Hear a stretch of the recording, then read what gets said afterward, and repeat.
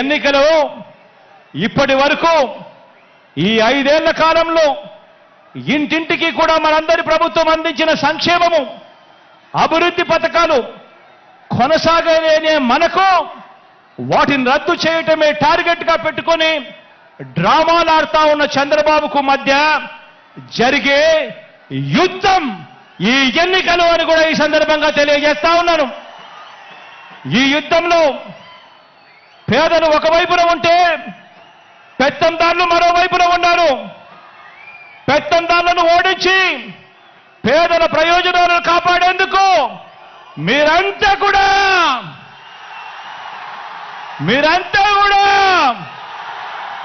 సిద్ధమేనా అని అడుగుతా ఉన్నాను. ఈ యుద్ధం మాట ఇచ్చి నిలబెట్టుకున్న మనకు మాట తప్పడమే అలవాటుగా ఉన్న వారికి